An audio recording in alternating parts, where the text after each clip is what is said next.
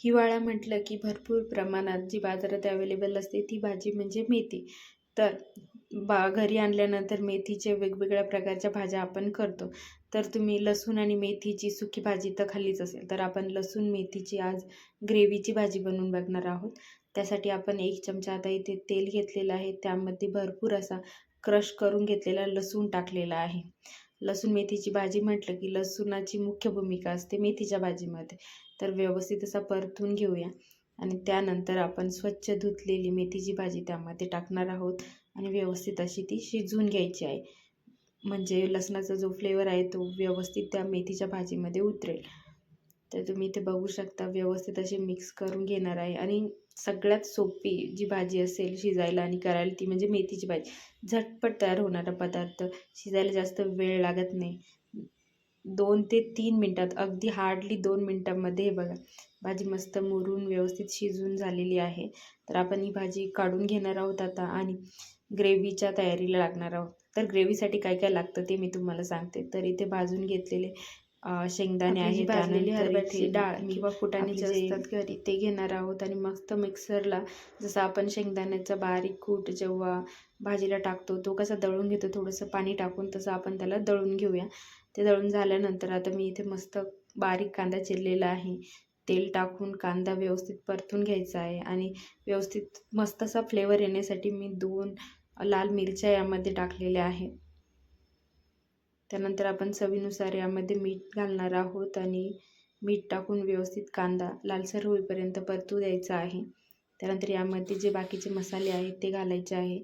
आता मी इथे हळद, लाल तिखट घातलेलं आहे.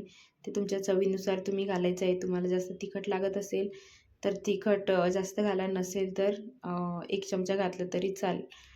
त्यानंतर आता हे व्यवस्थित मिक्स करून घेणार आहोत आणि जी ग्रेव्ही आपण तयार केलेली आहे शेंगदाणा आणि हरभऱ्याच्या डाळीपासनं, तर ती आपण याच्यामध्ये टाकणार आहोत. तर आपला कांदा व्यवस्थित परतून झालेला आहे. आपण जी ग्रेव्ही तयार केली आहे ती यामध्ये टाकणार आहोत आता. आणि ग्रेव्ही टाकलेली हे बघा तुम्ही, ती ग्रेव्ही पूर्ण आपण शेंगदाणे जसं दळतो तसंच तयार होते.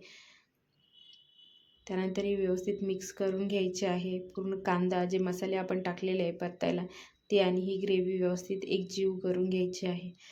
तर ही जी भाजी आहे मेथीची ती युनिक आणि थोडीशी वेगळी स्टाईल आहे. तर तुम्ही नक्की घरी ट्राय करून बघा आणि मला कमेंट बॉक्समध्ये सांगा की कशी झाली, तुम्हाला आवडली का? आणि तुम्ही हा व्हिडिओ कुठून बघता आहात, कुठल्या शहरातून बघता आहात ते पण मला नक्की सांगायला विसरू नका.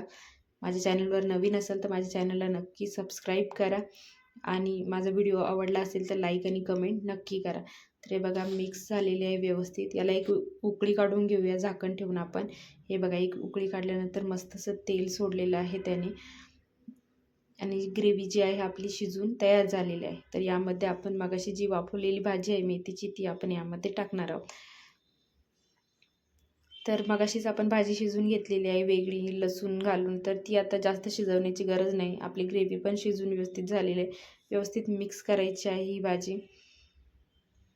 हे बघा तुम्ही बघू शकता व्यवस्थित मिक्स झालेली आहे आणि आता आपली ही भाजी रेडी टू सर्व झालेली आहे. तुम्ही कुठल्याही पोळीबरोबर, ज्वारीची भाकरी असेल, बाजरीची भाकरी असेल त्याबरोबर खाऊ शकता.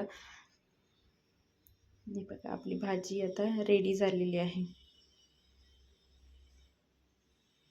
व्यवस्थित शिजून रेडी झालेली आहे. तर तुम्ही नक्की करून बघा आणि मला सांगा कशी लागते ती. चला तर मग भेटूया आपण नेक्स्ट व्हिडिओमध्ये. तोपर्यंत बाय बाय, टेक केअर.